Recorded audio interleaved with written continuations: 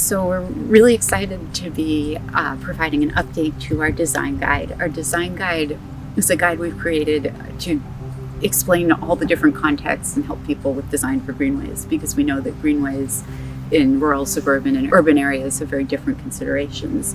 We get questions about the ways to make the most comfortable, accessible greenways in all of those contexts.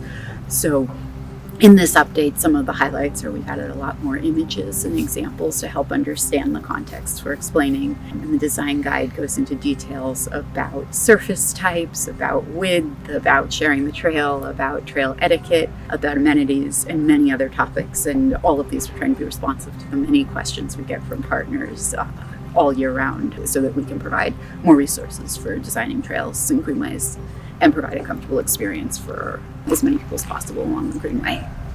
On map.greenway.org, you can see that we've made some updates so that you can see high-stress segments on the roadway. We did this because we want to make it really clear as you're looking at the greenway where are places that are trail, which you see in green. We show unpaved and paved trails. And then where are places that are still on road connecting to trails that are only route or the most direct route by foot or bike by hundreds of miles, but still can be really dangerous to travel, where we're looking at no shoulder high speeds. And if you do need to travel there, we recommend that you use extreme caution, or that you consider focusing on spots where it's currently more trail built out, and that you save for trips of your choosing, you save some of the high stress caution areas for in the future once we've had a chance to work with those communities and states on even safer infrastructure for walking and biking. So that's one improvement I wanted to show. And then also on the trip planning front, to help you think about some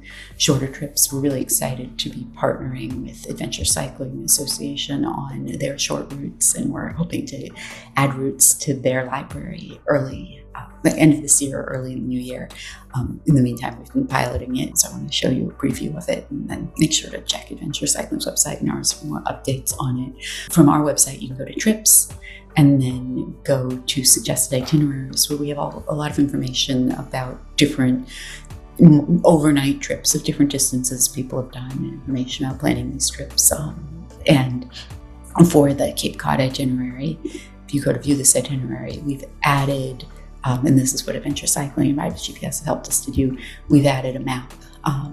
So you can click on this and it will give you a lot of, click on this map, it will give you a lot more information about route navigation. It goes straight to a link where you can get turn-by-turn directions. In addition to the turn-by-turn directions, you can get point of interest. So it'll tell you about food along the way, tell you about parks and stops, and then again back to the safety being super important. Right within the navigation, we have custom cues that show where you want to be super careful. So for example, over the Bourne Bridge heading onto the Cape, crosswinds on the bridge make traveling on a really narrow sidewalk. It can be quite stressful, so you want to be super careful there, but this will pop up in your navigation.